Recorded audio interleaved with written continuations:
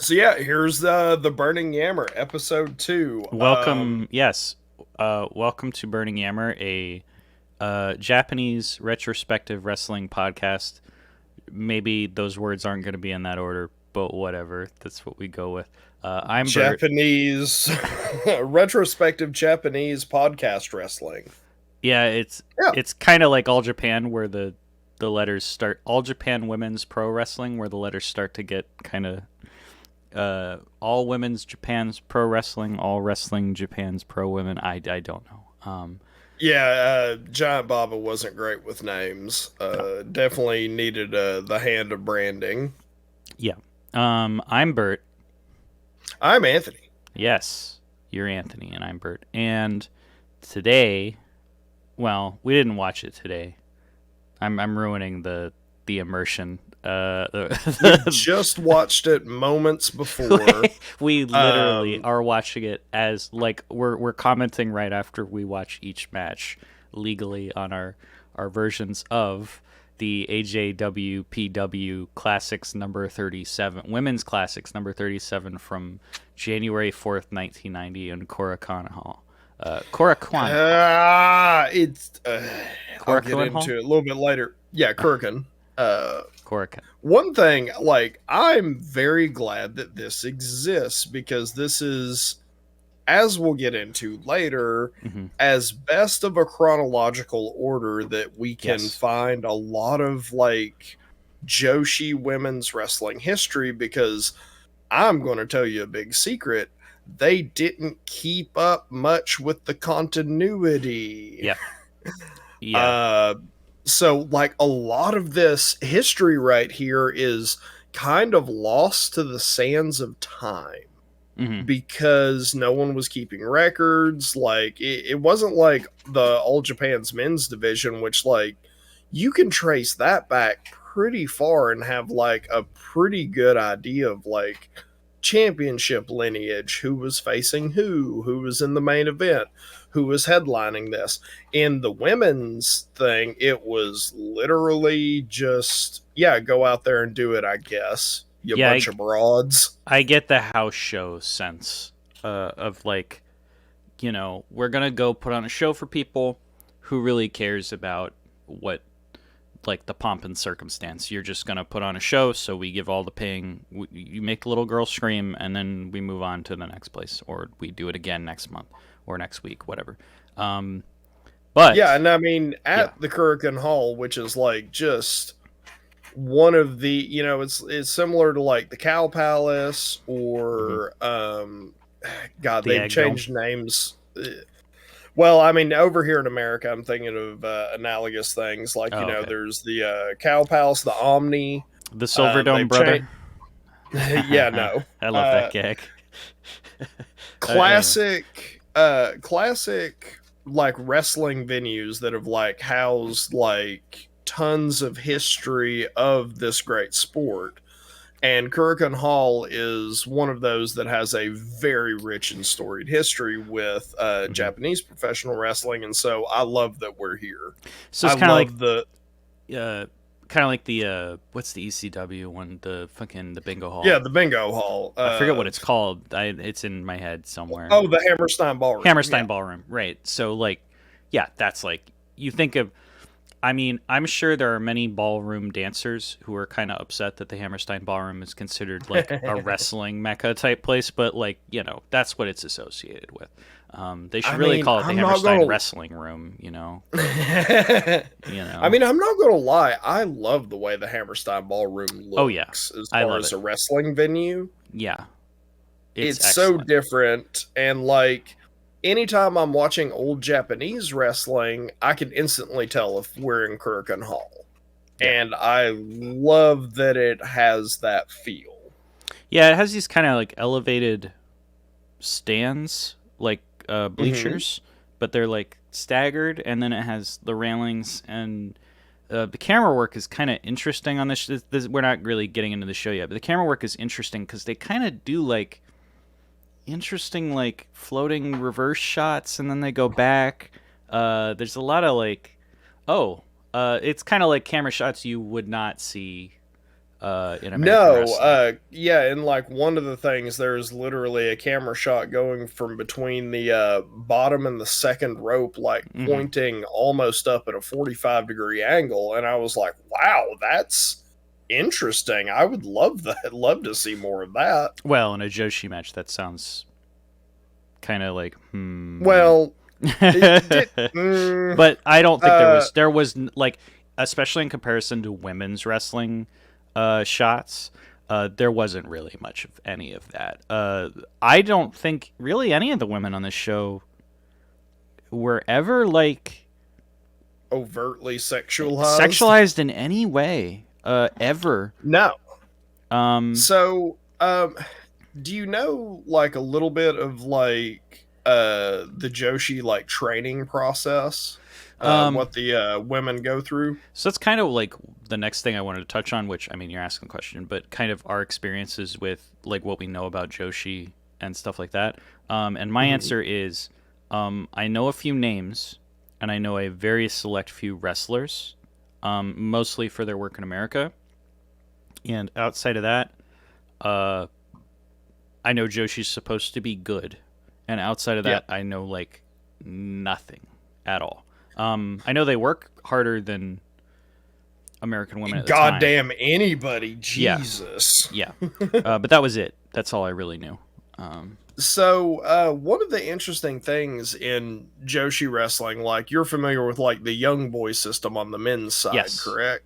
Yeah. You know, it is a system where, you know, the younger talent, like essentially, and it can get kind of gross, Hmm. play like essentially caretakers to the older stars. Like they carry their bags, they clean their gear, They're pages, you they, know. yeah, yeah, Hangman Adam Pages. And, Right.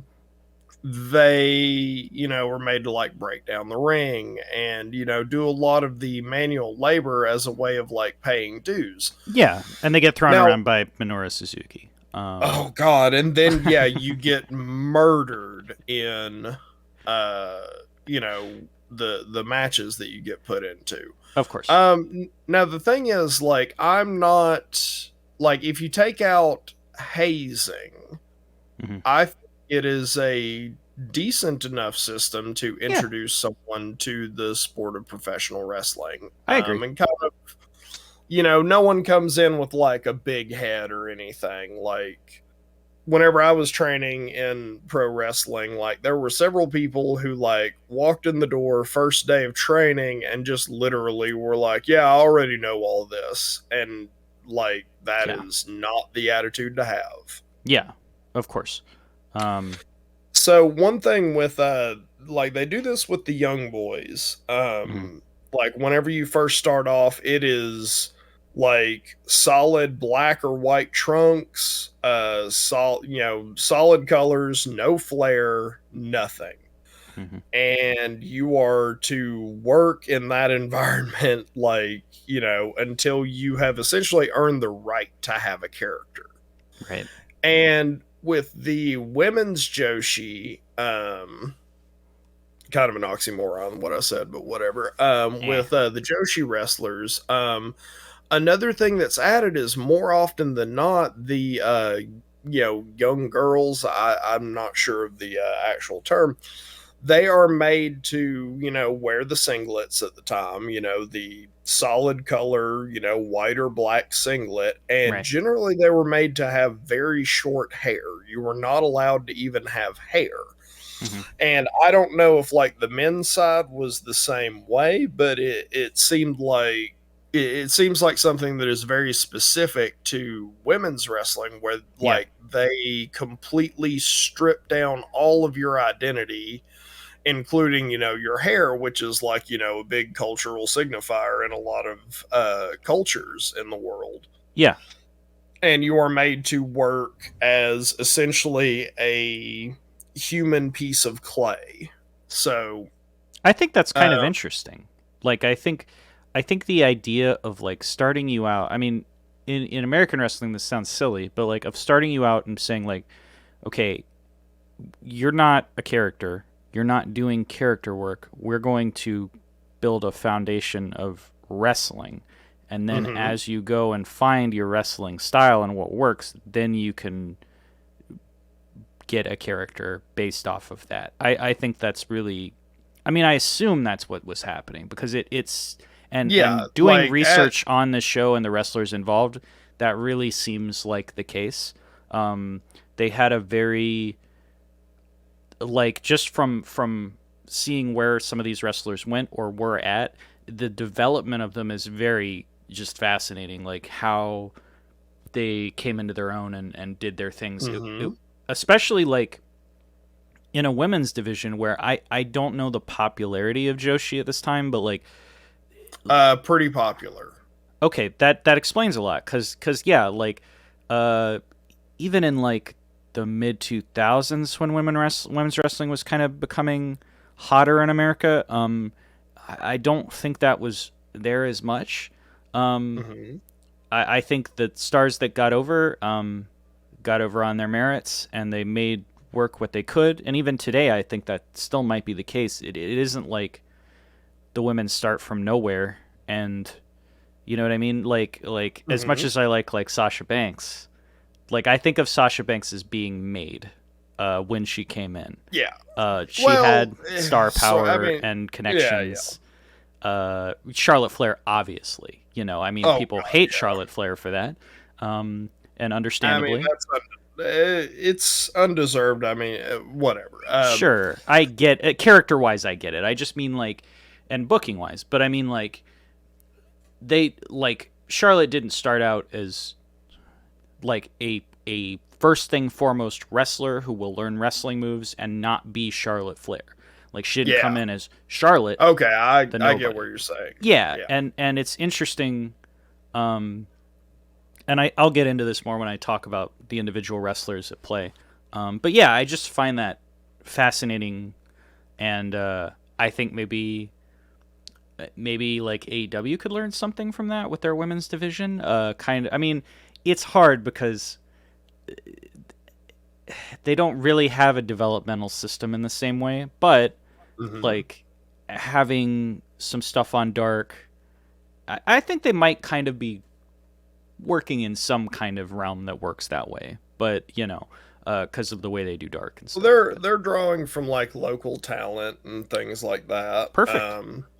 So this is like relevant to your interests. Mm-hmm. Speaking about how the young girls of Joshi wrestling like develop character and like flair over time, and like Yeah. flair in the sense of like Bennigan's flair. Yes. Like Yeah. There's uh bikes on the walls with like license plates and yeah. yeah, and one of the people with the most license plates on her walls is Asuka, Right. formerly known as My Kana, my wife.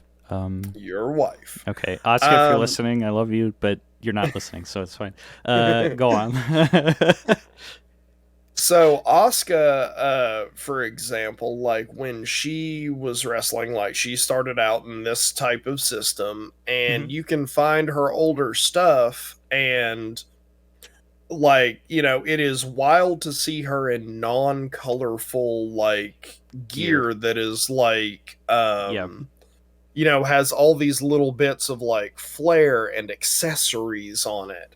And as she has gone on and like she began to like dominate certain parts of women's wrestling over there, she just started adding bits of flair that were oftentimes like taken from the opponents that she defeated, like inspiration, like little bits of flair or color, until now she is just a colorful goddess of war. Yeah, And I find that very interesting to be able to exist in pro wrestling as far as kayfabe. I think in Japan they're more apt to allow this kind of natural arc to take place over somebody's career where Hmm.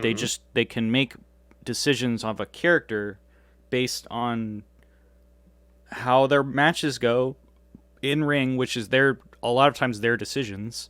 So Hmm. in that way, you develop your own character without like getting a pad of paper out and being like, I'm the guy who, I don't know, I'm the dump truck driver, and that's my, you know what I mean? Like they have a natural arc that uh you would find in, like, you know, a movie or a show or something, where a person changes over time based on like the battles they have and stuff like that. Now, this is a Mhm. very good segue into the first match, Yeah. because the first match we watched was AJW Junior Heavyweight Championship. Uh, Mima Shimoda, the champion, versus Kaoru Ito. Kaoru Ito. I have to go through my Japanese pronunciation. Uh, Kaoru Ito. Great. So Shimoda's champion.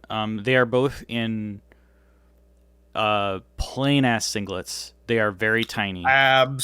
Absolutely dripless. Yes, dripless. So I researched who everybody on this show was, except for Bull, because I already know who Bull Nakano is. Now, Mima Shimoda, and this is the funniest thing to me, because I'll be honest, I watched this match and I was like, who are these geeks? No offense to Mima Shimoda and Yeah, Kaoru Ito.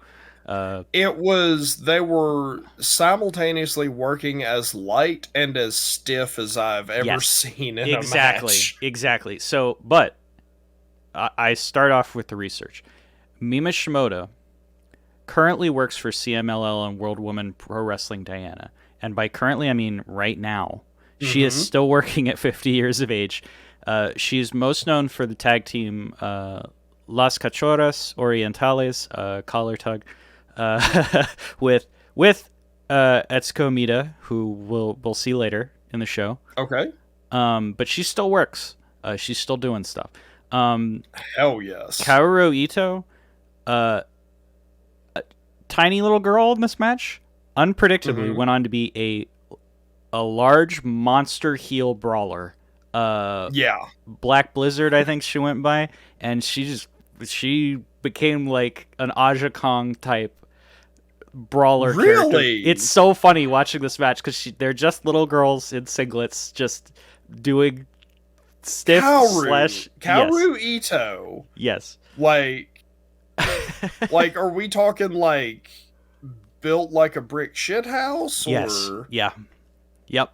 She gained like 200 pounds, you know, through the ongoing process, and then, yeah, became like a huge brawler. Um, wow. Could Side, not tell it in this from this like this pupil form. real quick, can you restart your camera? Just so, yeah, Okay. yeah, she gained like 200 pounds and became a huge brawler, and yeah, you can't tell. Cheese and crackers. Yes, cheese and crackers. Well, possibly. That's She probably ate wild. more rice and Rice and just nothing but cheese. yeah. God.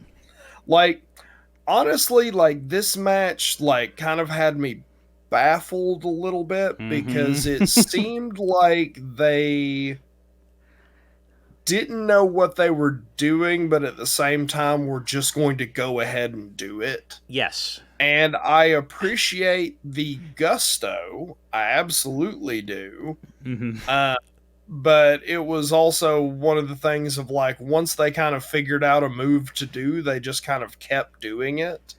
Yes. And now one of the like criticisms that people can lay on Joshi wrestling at this time is there is a lot of repeated spots. Absolutely. But if you look at the later stars in the in these matchups and everything, like every time they do those moves there is a pop, Yes. like they're listening to the crowd. There Right. is a response going on. There's a dialogue between the wrestlers and the audience going on. And in this, like Ito at one point goes and does a hip attack, and you hear some people go, "Oh."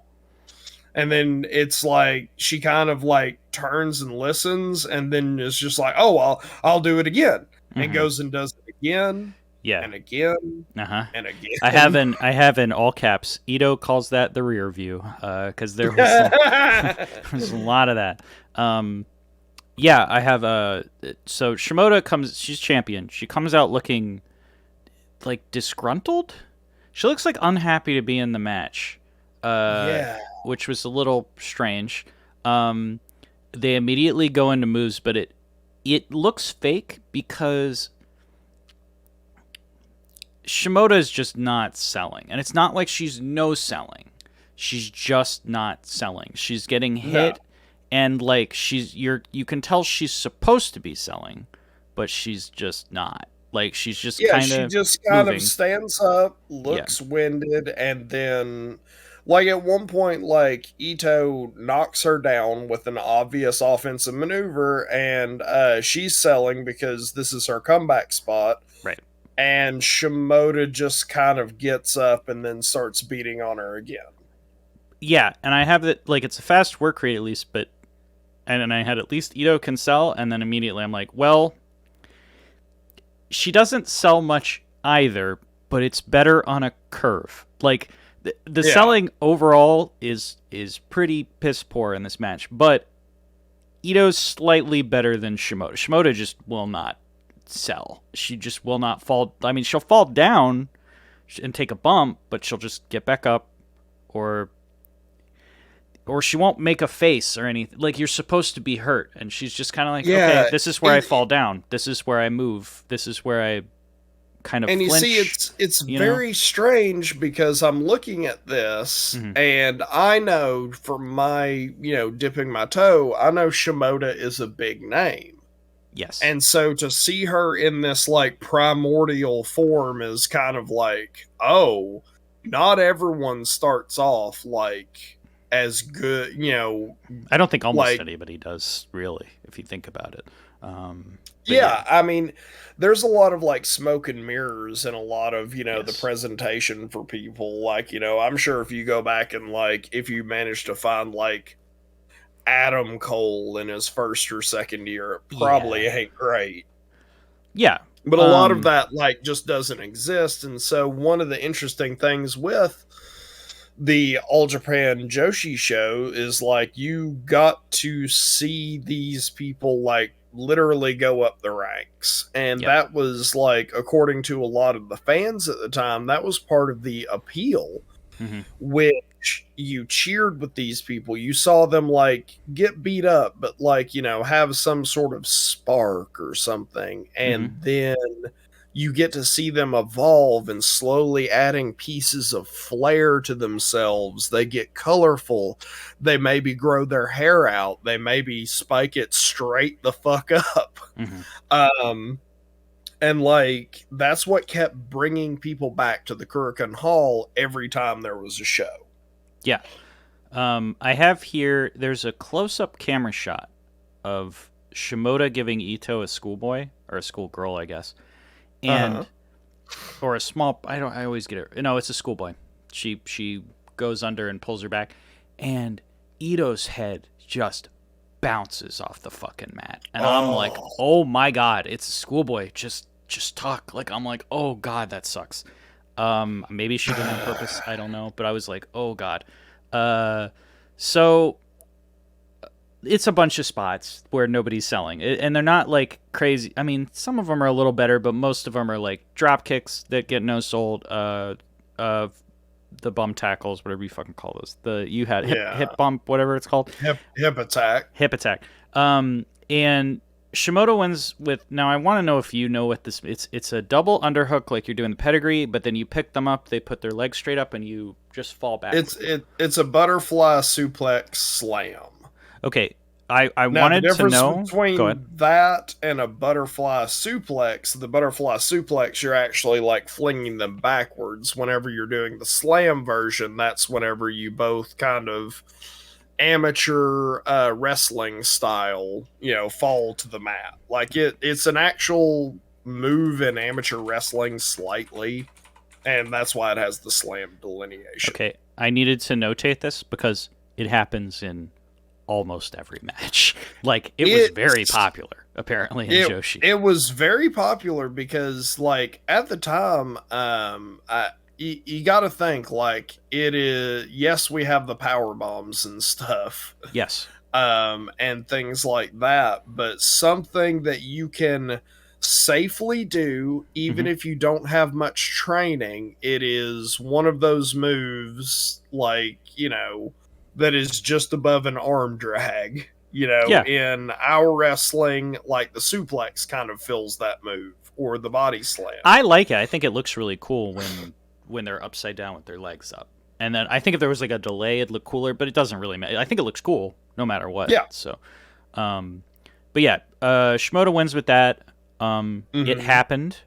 It was a sequence of spots with poor She selling. kind of, yeah, she kind of looks like dazed almost, Yeah. like, and that's the thing, like, I cannot stress enough that like they're working so light in certain spots that it was like, oh, come on, this looks hokey. And then they would just ramp it up, and all of a sudden they're doing like brutal MMA shit to each other. Yeah, but so the weird thing is like there's a weird kind of valley where if you don't hit anybody at all, or if you do a wrestling move that doesn't hit and the other person doesn't sell, it looks super fake. But also if you do like a shoot move on somebody and they sell for real, it also a lot of times by wrestling standards looks it I wouldn't say fake, but it looks wrong. It doesn't look like Yeah. wrestling. And so if it's like No. if people start shooting on each other in a match, it looks like shit. It looks like garbage because you're like, oh, they're just like they're. It's like that Nia Jax Charlotte Flair thing where everybody was like, are they Oh my shooting? Because they god. just didn't know what they were doing and they were clearly frustrated and it looks confusing and muddled. So it was a mix of Yeah, those things. Yeah. yeah, in famous words, it looks like shit and hurts like hell. Yeah, and I should say it didn't look like to me it didn't look like Ito or Shimoda at any point were like actually shooting or angry with each. It's just either they hit each other or they didn't, and the selling was non-existent. So I gave it a 0.5 out of 5. But I mean it wasn't like the worst thing that ever happened. It just there wasn't much in it for me. Yeah. Yeah. Um, Yeah. Like it was hard to kind of come up with a rating for this one because like I see the potential and everything, and I appreciate like what they went out there to do. mhm. But at the same time, like, if I kind of saw that like in the wild, I would be like, yeah, that's not great. It's wild that like these two go on to become like some of the biggest names. So yeah, like I just don't think they've I, found their footing yet. It was kind of them they working through they it. have not found their footing, and like they're going to get there. They're absolutely going to get there. Yeah. So yeah, my rating is fuck. I can't remember his name. What was Jericho's Frankie. henchman's name Oh, in Jericho's henchman. Yeah, it's Ralphus. Yeah. I thought he was like the bus driver or something for like. Yeah, he was. Okay. Yes, that's Ralphus. So how Was many it Ralph? Ralphuses out of Ralphus? It is Ralphus. It is a single Ralphus. Okay, a single Ralphus. I mean, that's still a lot of Ralphus. Yeah. Uh, okay, so at this point, I was kind of like, oh, uh-oh. Yeah. Maybe I got in for not what I was hoping for. But the next match was okay. This is important. This is important names wise. Okay, Manami Toyota. And ahead of time, I used different surnames in this match just to keep them separate. Manami Toyota versus Suzuka Minami. It's different. Mm-hmm. It's like a whole Jake and Jacques situation. Now, researching these two, Manami Toyota worked almost exclusively for AJWPW and is apparently, because I don't know anybody on this show again other than like two people, apparently one of the greatest wrestlers of all time. Yes. Not even just women's, just period. Uh, Suzuka retired in '95, which is very early. I think she wrestled for like 9 years. Um, I'll talk about that here in a second. okay, everything I saw on her kind of jives with what I got from this match, which is that she wasn't a superstar in the same way Manami was, but she's like severely underrated. Um, Mm-hmm. and yeah, what do you have? Uh, yeah, So, so here's another bit of information on Joshi. Do you yeah. know what age the management of like the different Japanese promotions that did Joshi? Do you know what age they very strongly encouraged women to retire at? I have no idea, no clue. They strongly encouraged and half the time forced women to retire at the ripe old age of 25.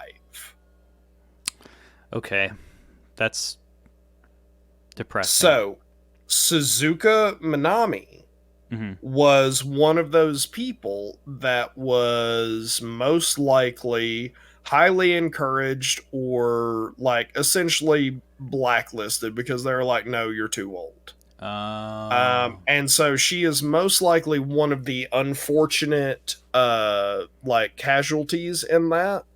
So the four people, the four women to absolutely break that mold and tell them to fuck off with it are Manami Toyota, hmm. Aja Kong, Bison Kimura, and Bull Nakano. Who are like the biggest Because women in the of arguably some of the biggest fucking women stars of the period. Yeah, yeah, the like you know, we want to talk about the four pillars of men's wrestling. These are the four pillars of women's wrestling. yeah, and are usually like Like Lioness Oscar and people like that. Yeah, yeah. and There's quite a few. and um, so like because whenever it got to be one of their times, they were like, well, you're 25, time to, you know, take you to the glue factory. mhm. Like they were the hottest shit going because Joshi wrestling, like the boom period for Joshi wrestling where it is like huge is about 1993, 94. Mhm. And that's whenever you start getting the pairings of like Aja versus Manami Toyota Mhm. and, you know, Bull Nakano just going roughshod over people. Yeah. So the Joshi, like, you know, earlier we kind of praised the Joshi system for, you know, the way they develop characters, but I will say one of the big negatives is their, like, patriarchal need to take women and be like, oh, you're too old at 25. Yeah. Like, In this case, that is such a shame because I mean Suzuka is one of the stars of this show for me. She yes. was so good, and Mm-hmm. I mean that's not. She's in the ring with one of the. I mean, she wasn't probably the best at all time at this point, but like it's clear that you know Manami Toyota Uh, is no joke. But like, okay, yeah, let me tell you about this is my frustration that I've been telling you about for the okay, last I day. missed this. Okay, So I saw this and I instantly lit up whenever I saw the card because I was like, oh, it's Manami Toyota. Hell yes. Because okay, I love her. okay, Love her.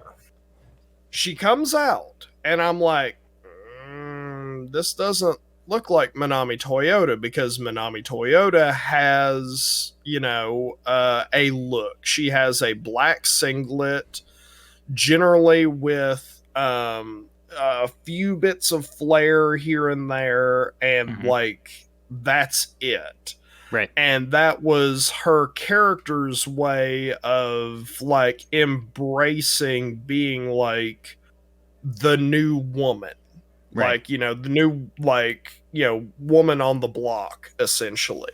Right. And it's a very interesting like subversion of, you know, where women would add flair. She like would come out in very ornate robes, like Gotcha. beautiful kimonos, absolutely stunning. But when she wrestled, she was a pure talent. Mm-hmm. And it like adds this mystique because you would see her come out in these, you know, traditional gorgeous silk kimonos with like all these diamonds and things on them, and then she would take it off and she is mostly plain, but then she starts wrestling. It's kind of like the Ric Flair thing, you know. Yeah. Yeah.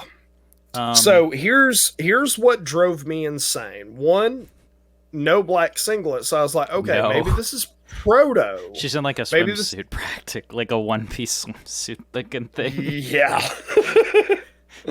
So I'm like, okay, this is proto Manami Toyota. Yes.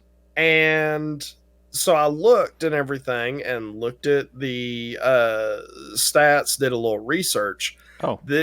This Oh. this is taking place on Kurikan Hall in 1990, correct? Yeah, January 4th, 1990. Okay, what is going on? Because I What don't happened? get it. Manami Toyota is supposed to be the AJW Women's Champion right now. In January. Okay. She won it in 1989 in August, I believe. Okay, now And I want to so- look this up.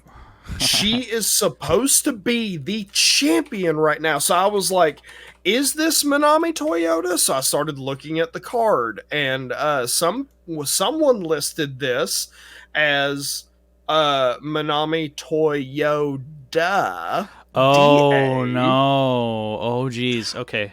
But no, it gets worse. Okay, so Manami Toyota versus Suzuka Manami, and the thing is, the video quality is not great, so I can't quite get in It's there. kind and of, and she's younger. kind of, she's younger, sort of. I mean, you know, and so she kind of looks like her, and then I'm looking, and as the match is going on, she begins. So I was like, no, okay, this is a different person. This is a different person. This is fine. I start getting into the match. I'm like, okay, this is just someone.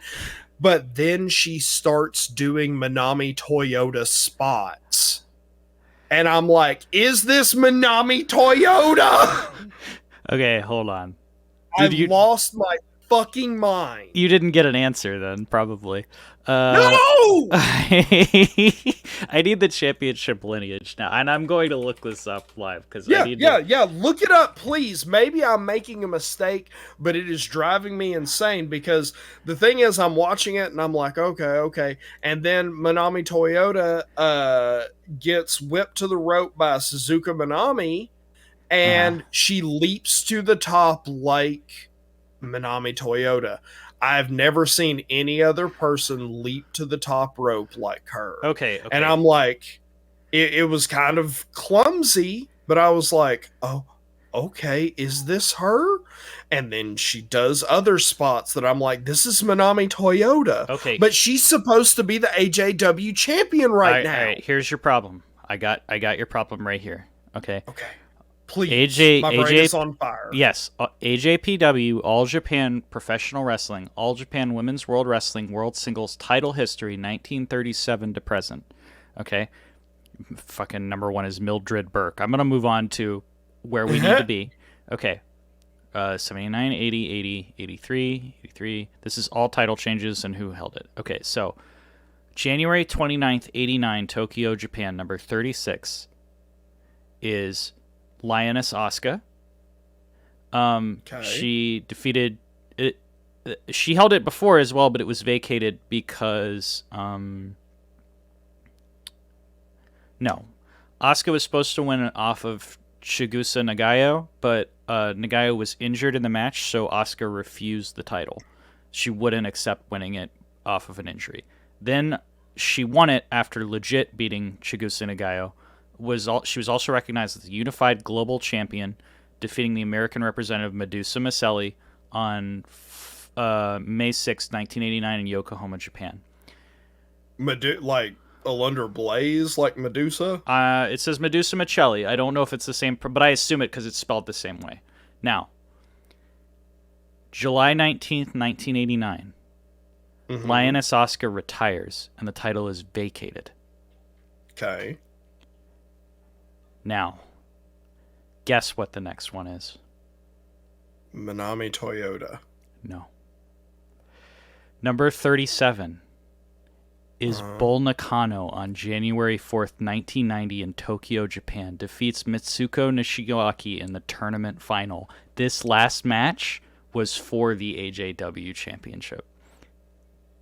Okay. Yes. Was I looking at a different championship? I don't know, but I know that I'm pretty sure there was not a belt involved in this match. I can't remember. There wasn't. There Yes. was not a belt. There's involved, no belt. Which, that's what was driving me insane. Like, For what I have If is you look- Manami Toyota does not win the title until 1995. It's quite a while. So maybe she had another title around this time or something, but like I'm almost positive this is Manami Toyota. I mean, I don't think they would I don't think they would have a knockoff Manami Toyota in 1990, the very beginning of 1990, because I don't think she was that popular. I mean, she was popular, but I don't think she was that popular at this time. It would be like having a knockoff, like a knockoff. Who's like popular? yeah. Like, So here's the thing. Like, Yeah. right here it says Toyota won her first title on November 18th, 1989, when she defeated Mika Takahashi for the AJW championship. I don't. This is the AJW PW Women's World Wrestling World Singles title, which I think is their main belt. I don't know if that's. Is this like a different promotion? It probably is. It probably is a. Oh different my promotion. god! This is. See why I was insane? Okay, hold on. I will find this. Okay, All Japan Women's Pro. No, All Japan. This should be AJW. But like, if I go to her title reigns, the belt you're talking about. I'm looking. Okay, here, wait. This is even easier. If I go to her wiki, it says the number of times she's had the championships. It has like all her belts. And AJW championship one time. And then if I go to that page, what the fuck? It does. Yeah, she's number 12. She's number 12, November 18th. Toyota defeated Mika Takahashi to win the vacant championship. The championship was vacated for undocumented reasons. Why do I have completely different things? The belt that Nakano won at the end of this, or did she win a belt? I just saw a trophy change hands. That has to be a different belt. Is it the Pacific Championship? Yeah, I think we might have a thing where there's two different belts. All Pacific Championship, let me check that. See, this... Yes. No, wait, hold on. Vacated, Bull Nakano, 1989. That didn't change hands on January 1st. Wait, it did. Okay. The timings for this are different. What I just looked at said January 1st. This one says the All Pacific was June 18th, 1989. Defeated Nishiwaki to win the vacant championship. So I think the timelines are all off, and this was also this also looks like the timeline for the thing I was talking about. So I think there's two different belts. The All Pacific Championship was the secondary singles women's professional wrestling title in AJW. It was started as the Hawaiian... See, but that's different. That says 1977. Why... This is baffling. See why I was going insane? This is hurting my head. Okay. But it's gotta be Manami Toyota. It has to be. It has to be. Okay, now I have to go to like cage side or whatever. Cage match. Find fucking matches. So you see what I was saying at the very beginning, where it was like a lot of this women's history is murky, because I also suspect that this Kurikan Hall taping didn't take place during then or happened in a glut of tapings. You're right, because this, it says January 4th Kurikan Hall though, but the thing is it is on Cage Match that she had the belt from November 18th, 1989. She was AJW champion to January 9th, 1990, literally 5 days after this. So, and if I look at matches, the reign was, God, how many months is this? Okay, include dark matches, submit. She held it for like 277 days, I think. But it only has one match. Manami Toyota defeats Kyoko Inoue. Maybe those are the only ones for the title. Title matches by... I don't want title matches, I just want... This is an inactive title. This is so fucky. Oh my god. Okay. You know what? We are going to be in the weeds for literally an hour. Yeah, we're going to have to cut out this entire thing. But I'm just saying... Well, no, I think we can cut it up very interestingly to, like... That's fine. Show the fucking confusion, because that's the thing. I was like, oh, it's Manami Toyota. Oh, no, it's not. Wait, it is Manami Toyota. No, it can't be Manami Toyota. Is it Manami Toyota? Where the fuck is Manami Toyota? Okay, I tell you what. I can just find their matches on Cage Match. Other matches. They've faced each other a bunch of times. Like, the thing is, once I saw Manami Toyota do the top rope leap, because you know what I'm talking about in the match, right? Yeah. Where she leaps, no hand, no springboard, no nothing, just leaps to the top. I've only seen Manami Toyota do that in this time period. So... Let's get into the match. Okay, you know what? Hold on once. I'm gonna look. Okay, perfect. Yep. Perfect. Number one on the list when I go to WrestlingData.com for Manami Toyota. Number one, the 9 AJW matches fought by Manami Toyota in 1990. AJW at ? It's at Kurikan Hall. January 4th, 1990, at Japan, Manami Toyota versus Suzuka Manami, winner unknown, because they didn't track this right. So, here's what I think. I think she has the title, but this is a non-title match. Okay? I think this is just an exhibition match, and it doesn't matter. It could be a title match, but they don't bring out the belt and all that. Anyway. That's fine. Yeah. We're going to assume it's Manami Toyota at this point. So, start off hot. Yeah.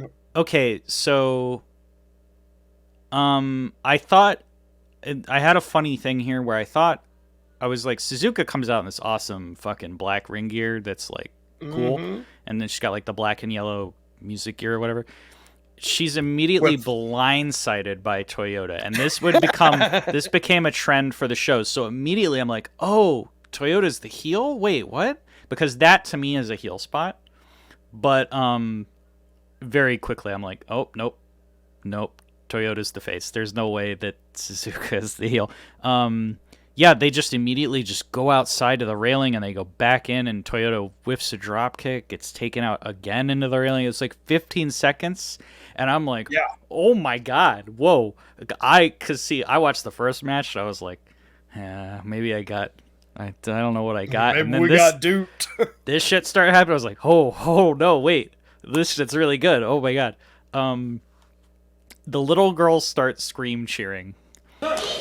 それからいつもジャガーが言ってることなんですけども、こういった例えば後楽園のね、実際に試合を行うリング。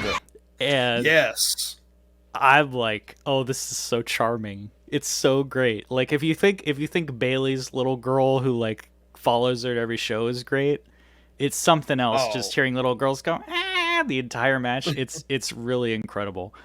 Manami, Manami. No, it's amazing. It is heartwarming to like hear how one, how into it they are, and two, that like they're getting to go to an event where they can just like scream their fucking heads off for Okay, their heroes. so this is where I got really unnecessarily confused. Because the little girls really sound like they're chanting Minami, which is Suzuka. No, And I'm like, no. there's no way they're chanting for the heel. Unless Suzuka's really over, which I come to find out later, she's not. So maybe I got more screwed up names. But yeah, there's a test of strength, and Suzuka stomps on her foot, and I'm like, okay, she's a Oh heel. yeah. She has to be a heel. I'm like, that did it for me. Um, so then I'm like, maybe they have a heated rivalry or something. I don't know what it is. But according to this, apparently, they are rival, like okay. considered rivals at this point. Then there's So are you familiar with the term rival as far as like Japanese pro wrestling goes? no. I mean, I know what it means generally, but I don't know Well, what it means in yeah, Japan. there's an extra connotation where like if you are rivals with someone, like kind of the idea of face and heel go out the window because you are focused solely on defeating them. Oh, And it's one of those things where the kayfabe can work in a way that's, you know, different. Like, you know, we'll have like a face versus face match, but like, you know, they can get really intense because someone will get frustrated and everything, right. and that will define a single match for the competitors. Mm-hmm. But the term rival like delineates their entire standing with one another. Okay, that's interesting. There's a great technical sequence where Toyota is in the headlock, but she works Mm-hmm. that out to an arm lock, and then Suzuka pulls her leg out from under her and just starts Oh, working her leg. I was like, I'm watching like a Zack Sabre Jr. match now. Like, what the fuck? Like, I went from the no selling to like they're doing technical fucking shit on each other, and I was like, after oh, brawling on the outside yeah. in a flurry. I straight up was like, oh wow. The selling leagues better. I was, oh my god, the selling was instantly like these ladies are fucking selling their ass off. Um, Yeah, and let me tell you something. uh Manami Toyota here, she is not in her final form. oh, not even close. Guess You could what? tell. She gets so much better, and her selling is one of the things that like sets her so far apart. We'll talk about her later. Uh-huh. I can't wait. This is a treat. But I mean, it makes the Suzuka thing really sad because honestly, like, I loved Suzuka in this match, and Yes. finding out she retired in '95, I was like, oh no, like she's so good. Mm-hmm. And then you Like if it explaining it was is her like, choice, fuck, yeah, yeah, if it was her choice, I'm very sure, happy for totally, her. But most likely it was management stepping in and being like, "Well, you're 25. We've got to put you in the glue vat now." that yeah, it just sucks so bad.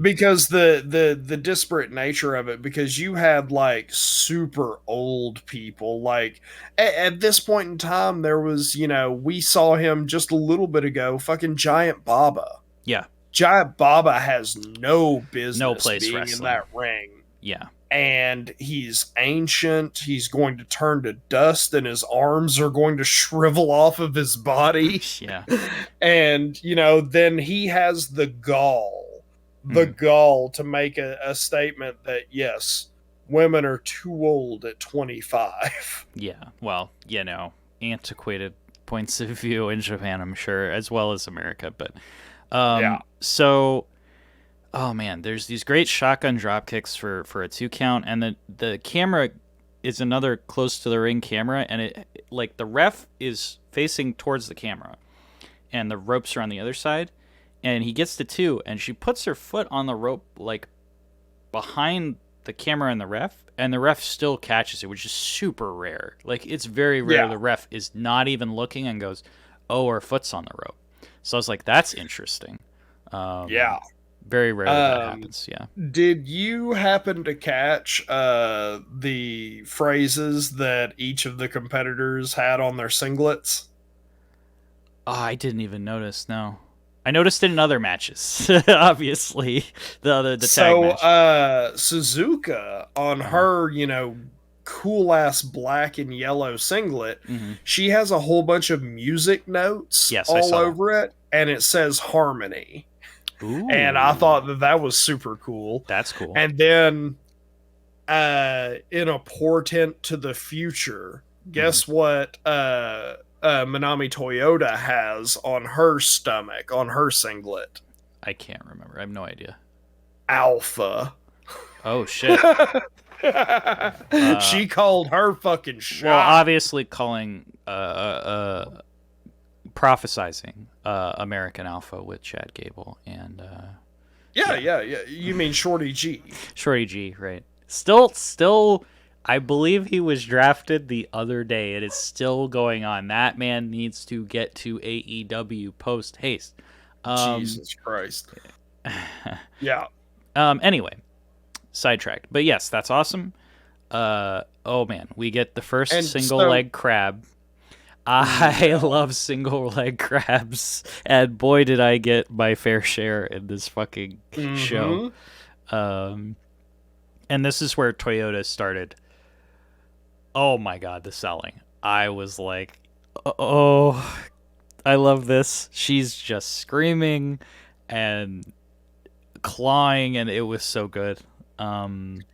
She later on, like we'll talk about it more in depth later on, one of the things about her selling that I love that you can sort of see right here is when she's in a hold, especially, and someone's like, working her over, she later on, she lets out these breathy, just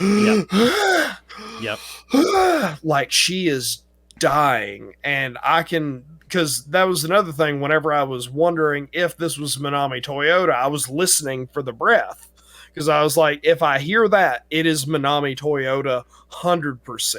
She didn't have it down yet. But then, right after this, she breaks out of the single leg crab and the several different transitions. Like, she was in a modified bow and arrow stretch for a while, which looked like $1 million. But all of a sudden, in her fire comeback, I think I have the same note. She leaps to the top rope without a springboard, without hands, leaps to the top rope, and it's kind of shaky. It's wobbly as shit. I didn't say kind of. I said that those are some wobbly ropes. I was like, oh god, please don't die. And she leaps back with a springboard like you wouldn't believe. And then Manami starts doing, what I recognize as her fire up, comeback spots, which is several drop kicks, and then she goes to the corner from the second rope for the missile drop kick, and they look like $1 million. Well, yeah, one specific drop, I think it was the last one she did. I mean, it's like she kicked through her head. Like, it was like she wasn't aiming for her, she was aiming behind her head, and it was so deep. I was like, Jesus. Then, when she gets going, she's like a buzzsaw.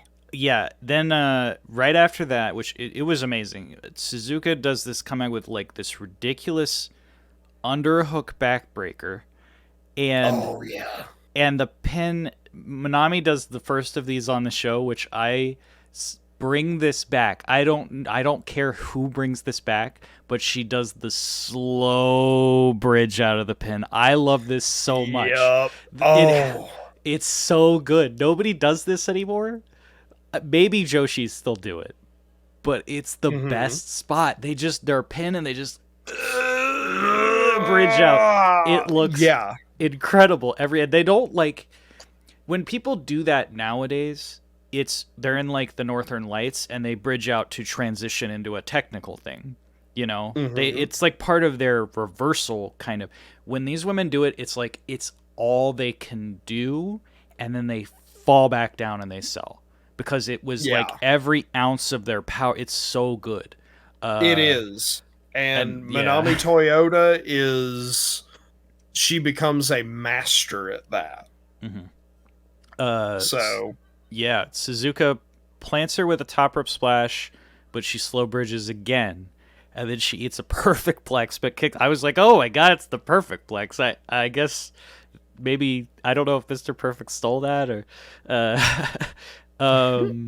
Suzuka with possibly the best backslide sell I've ever, like, she took a backslide, but like it's like she didn't expect to get caught, because that's the thing, is usually, honestly, most backslides are kind of contrived because you have to like cooperate when you take it, and Suzuka looks like, no, I don't want you to do this, and she still gets put in it, which is amazing.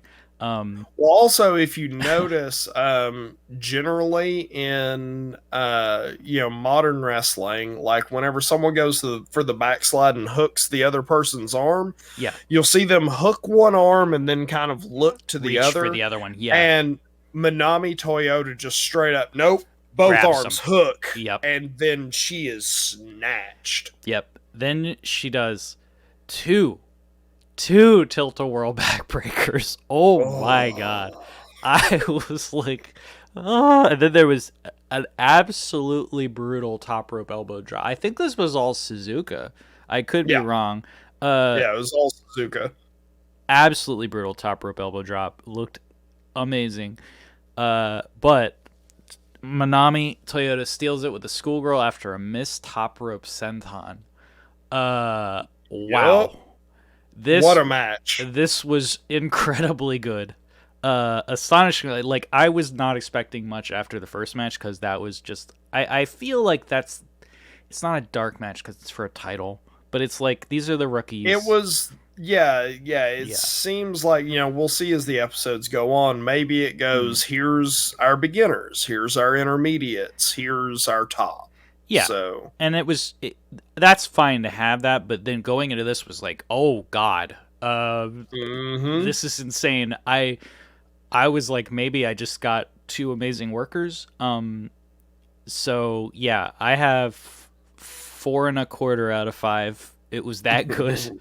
And the rest of the show did not slow down either, but yeah, it was very, very good.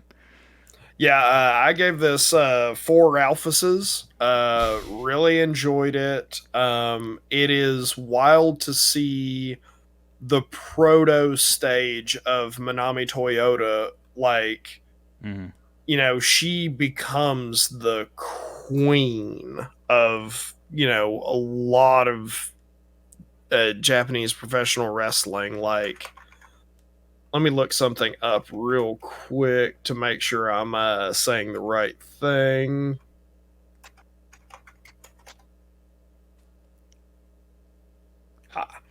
Do you want to guess what eventually Manami Toyota's finisher becomes? What she calls it? Is it the same move? It is not the same move, but the name of it is the Ocean Cyclone Suplex. Oh my god. That's incredible. Yeah, what a fucking name, huh? Yeah. Yeah, I mean, I am looking forward to seeing more Manami. I wish I would see a lot more Suzuka stuff, which I probably will, but like the fact that Manami Toyota goes on to do this all this amazing work. I'm excited for that. The next match is a tag team match. I do not believe this is title because it doesn't say so. Akira Hokuto and Yumiko Hota. I think I got that right. Versus Toshio Yamada and Etsuko Mita. So I did a bunch of research. This is the battle of the 1987 AJWPW rookie class, because they were all 4 in that rookie class. And all 4 had only one had longer hair. Yeah. Akira Hokuto is retired. She was a mainstay of the Joshi scene, went on to have arguably one of the greatest women's matches ever versus Shinobu Kandori.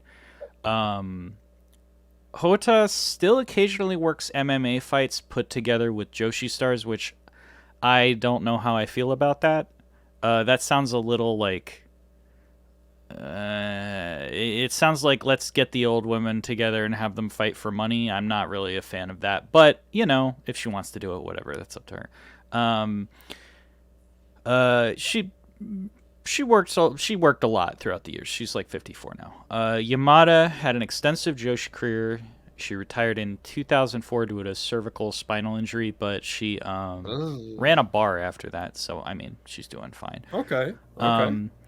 Etsuko Mita, almost exclusively a tag team women's wrestler, and actually the wrestler who created the Death Valley Driver. So everybody in AEW apparently needs to thank Etsuko Mita for this because they all use it. She retired in 2009, but she's I think she worked in Chikara for a very brief period. Yes. See, I knew of Etsuko Mita. Yeah.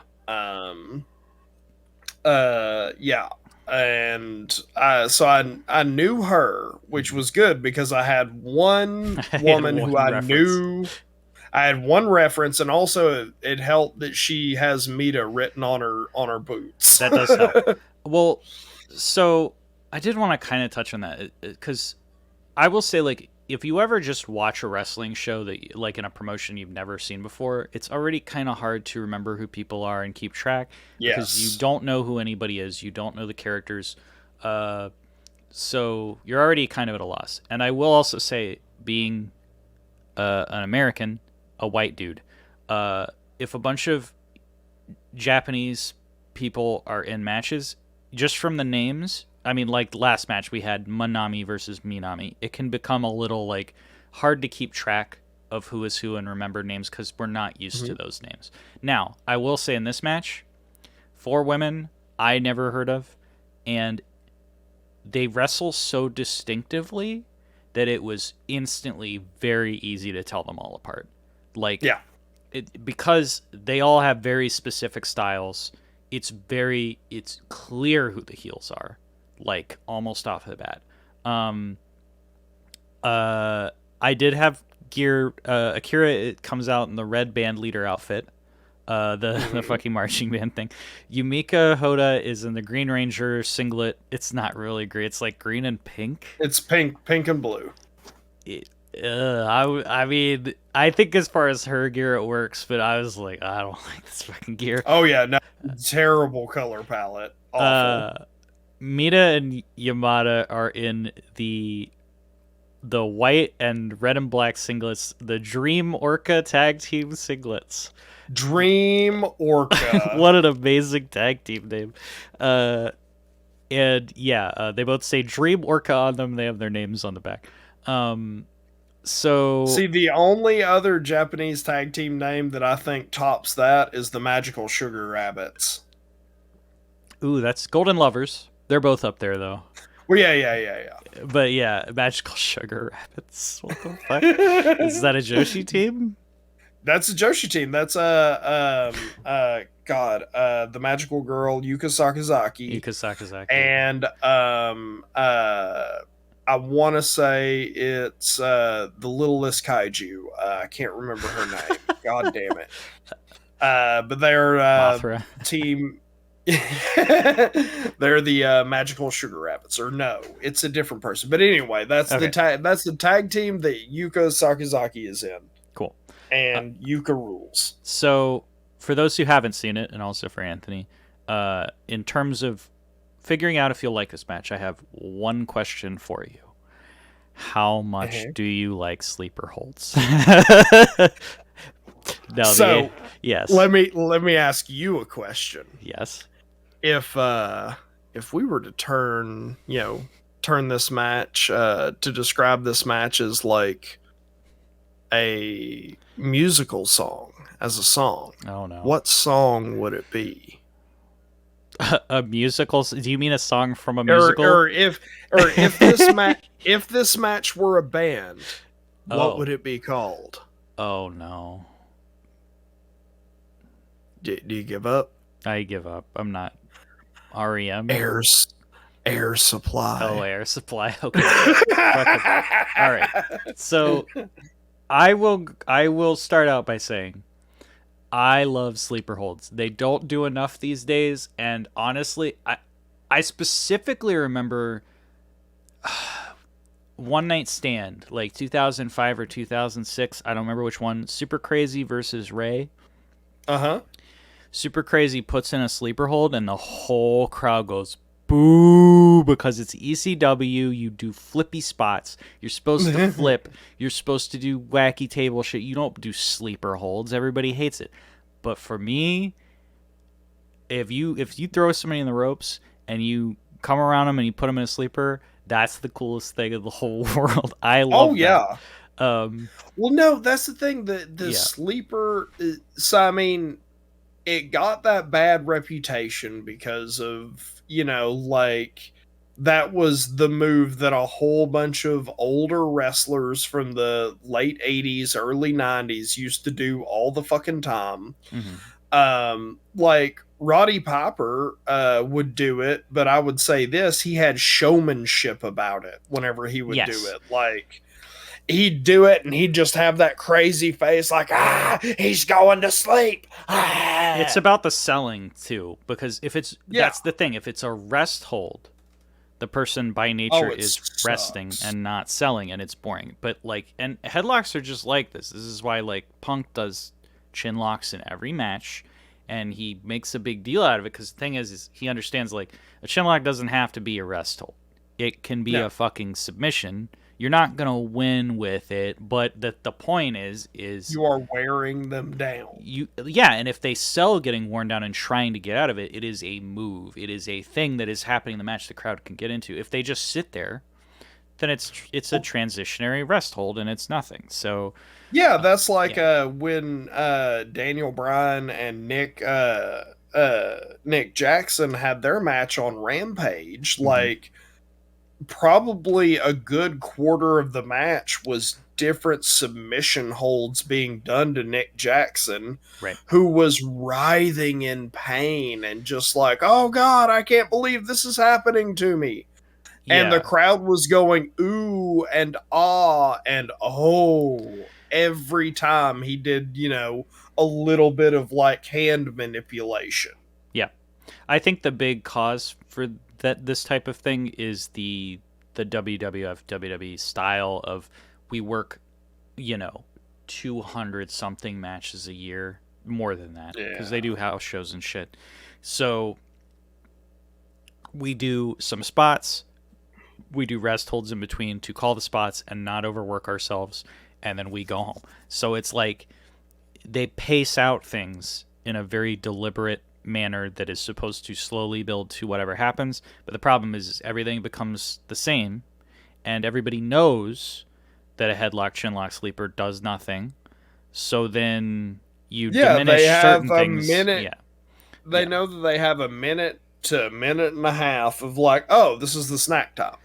Yeah, and when things become formulaic, right, it devalues really all the moves, even the finishers, because the finishers become we have to do 2, we have to do 3, we have to do each other's. It becomes we have to upscale to get any kind of pop instead of doing the simpler things because we can't. So anyway, back to the match. There's a lot of sleeper holds. We'll get into it. The thing for me at the start is the kids immediately start going absolutely batshit. The kids are screaming. これまたなかなか見応えのある面白いカードですね。そうですね。はい。Yes. Every single match now, all 3 of them has started with a drop kick to the back sneak attack. It immediately happens. Yep. It happens again. I'm like, all right, so if I was Joshi in 1990, I would just not turn my back at the beginning of the match. I would stare you down do not drop kick me. In the back. I face or heel. There's no honor apparently. This time it's Mita to Hoda. Hoda no sells elbows and just knocks Mita down on the one. So Mita is very clearly the babyface in peril. Hoda is she starts laying in these fucking rough kicks. I'm like, oh my god, it's seriously Daniel Bryan. Like, she's just got the kick pads and she's just fucking wheeling back and smacking into her in the chest the fucking kicks. They look stiff as shit. She tags in Yammer, she does instant hot tag. This is a wild match. Hoda does a Pele after more kicks. Yup. There's so like much here. Mita gets put into like one of the nastiest like crabs, and I have her that selling here. her selling is absolutely amazing the entire time. I have Hokuto puts her in one of the deepest single leg crabs I have ever. Like, her entire body except for her face is off the ground. This is the third match with a double underhook fallaway, which you said was, I have it here, is the fucking butterfly suplex slam. But this time it's just the transition Mary moves. So it's kind of like, to me, that's like, it kind of sucks because the juniors match was won with that, and then these girls just do it. It's just a move. But that happens a lot. It's not that well, big of a deal, it kind of makes sense if you think about it, because these are rookies. They would be falling prey to quote unquote lesser moves. Yeah. So, these are the professionals, or these are, the people on the verge of it. And so, like, they eat butterfly suplex slams for breakfast. Yeah. At this point, this is what I thought you were talking about before with the bow and arrow. Like, Akira she gets like this, she crosses the legs and hooks the legs with hers, and then does like this bow and arrow move where she pulls back the arms, and then she goes into like a camel clutch type thing. I was just like, I don't know what you're fucking doing, but it looks awesome. I was like, we're just making up stuff now. And it's probably whatever signature moves that I don't even know, but okay. Mita is selling like crazy. The girls of the crowd start doing cheers, and it's drowning out the commentators who are Japanese anyway, so I don't know what they're saying, but like, they are so loud at this point. Oh man, there's so much here. Yamada gets a hot tag, drop kicks, overhead belly to belly. Then the sleepers start. Hoda gets put in a sleeper. Her selling in the fucking sleeper is to die for. She's rolling her eyes and losing consciousness. And then the most revolutionary selling I've ever seen. She's in the sleeper, and this happens a few times in this match, but it's this one specifically. She's in the sleeper.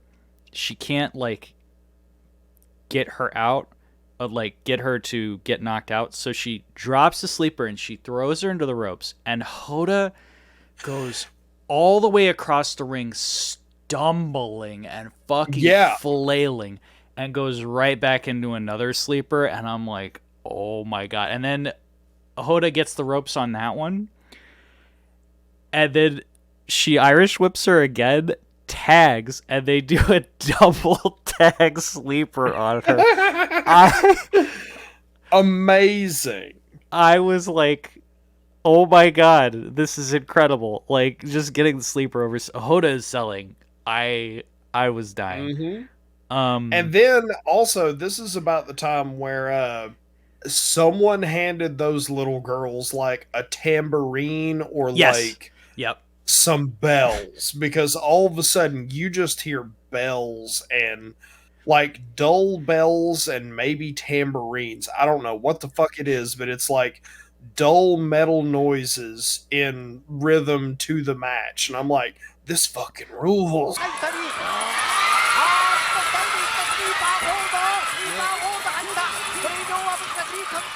I'm pretty sure it's a tambourine, and I didn't note this, but I mentally noted it, because the thing about that is a tambourine is cool with chants, because it just kind of accentuates it slightly, but it doesn't. The the things that suck are like the cowbell. I remember specifically watching some WWF pay-per-view where somebody has a fucking cowbell and they keep going like, and it's so loud and obnoxious. It's like, please stop doing that. Whoever's doing that. Oh, the tambourine is just like, it's really good. I think the best accompaniment to crowd chanting is actually the didgeridoo. That's just me. I thought you were gonna say vuvuzelas. Remember that? Remember that? It was like 2010 or something. I don't know what the fuck that was. So after the double sleeper, Mita puts Hoda in a double leg scissor neck crank, and Akira goes up top, and she does a top rope slash right onto Mita's fucking face. Fucking ow. I was like, oh, Jesus Christ. And for the rest, I don't know if it happened before this, but Mito was just bleeding from the mouth. Like, constantly. I was like, oh, man, she got fucking busted by that.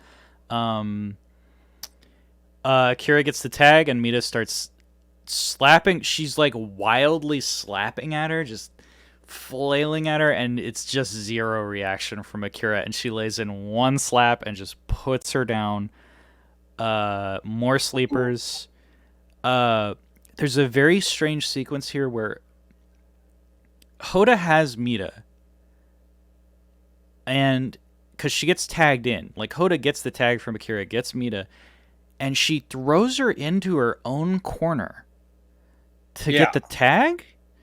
And then she just starts beating the shit out of... starts whipping ass on her partner. Mm-hmm. I was like, that's interesting. Like, that is a spot.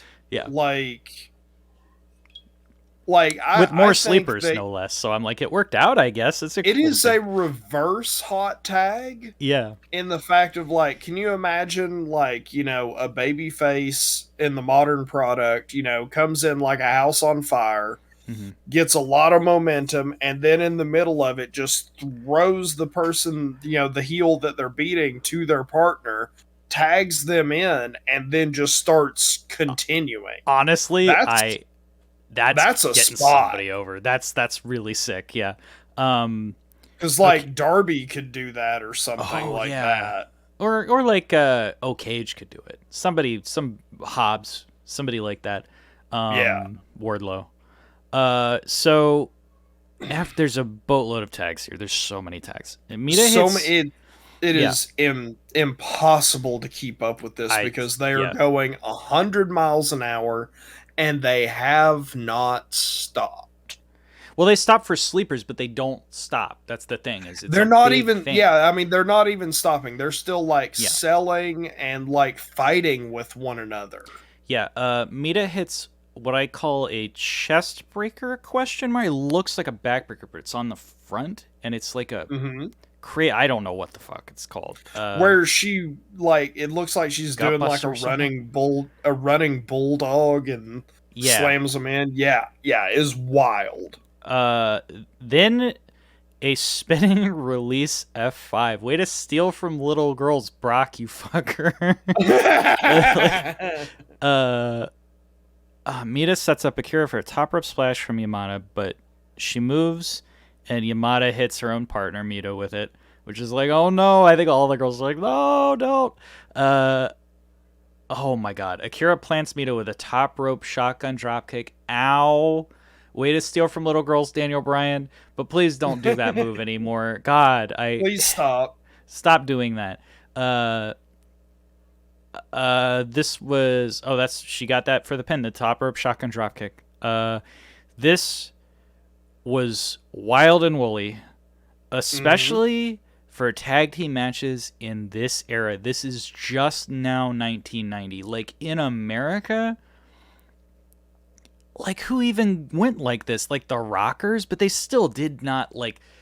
Maybe they sold for like 3/4 of the match before they would have like 3 minutes of a big flurry. And the Rockers were great, but like this is like no, this is like watching like tag matches today, like and stuff that's considered like envelope pushing today. Like if I was to watch like a Jurassic Express, what is that the fucking name? I always get this wrong.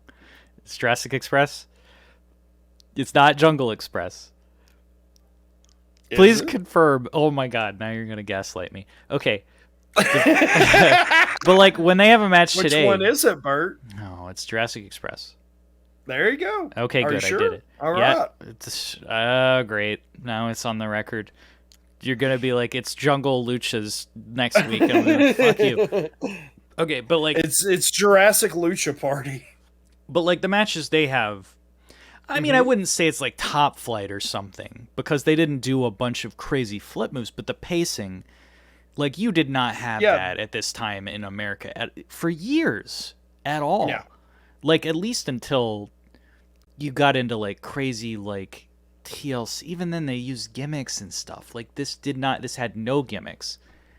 Yeah, nothing. It was just 100 miles an hour because it was like, oh, you tagged in, we're beating you now. Yeah. Oh, you tagged in, now you're beating us now. You know, just back and forth insanity. Yeah, the only detriment I have in this match, which is really nitpicking, is even though I love sleepers, there probably were a few too many sleepers. Because once there's so many, it does become kind of like...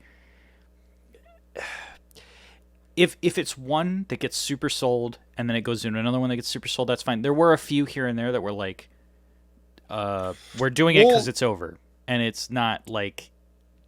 I don't think that they wore it out because every single time they did it, there was a squeal and a tambourine pop. Sure. So I think for the crowd, it's great. For me, for me watching it, it kind of became a little like after I realized like we've had like 8 by now. It was like, okay, this is. I think I could have cut down a little, but even then, it's really nitpicking. I have this as. Everything else, they worked really well together. There was like no downtime. It was a 4 out of 5 for me. It was very, very good. Yeah, easily 4 Ralphuses. Like 4 Ralphuses just sidling up to the bar, easy as you please. Yep, awesome. Oh, so good. Post-match, all of the ring attendants check on Mita for a long time, and Yamato like pulls her up and bows with her limp body as she's like bleeding everywhere. Oh my gosh. I was like, whew. Mita looks concussed. Yeah, she is either concussed. She is either concussed or dehydrated. Yeah. So, okay. Like she ran her legs out. So yes, probably. Here we go. Main event. Holy Grail. Okay, so what a main event. Now this was the WWA Championship Tournament final. Bull Nakano versus Mitsuko Nishiwaki. And research-wise, I'm not gonna get into who Bull Nakano is. I already talked about it last show, but you probably know. We can talk about it more in a minute if we want. But Nishiwaki, I didn't know. She was a member of the Fire Jets tag team with Hoda, who's now in a different tag team. She was more of a like 80s star pioneering what the 90s would look like in matches against like Suzuka, for instance. And she pretty much kicked off Bull's huge run as a star right around this time. Like this is what made Bull Nakano pretty much. Speaking of her, my girl Bull Nakano comes out, immediately slaps the cameraman. She looks incredible.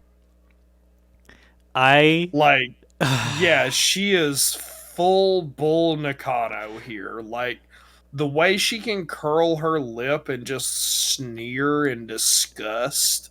Yeah. Oh, it's so good. So you know the meme with, like, girls with the time machine and guys with the time machine? You know? Guys with the time machine go back in time to 1990 to ask Bull Nakano on a date and get slapped to death.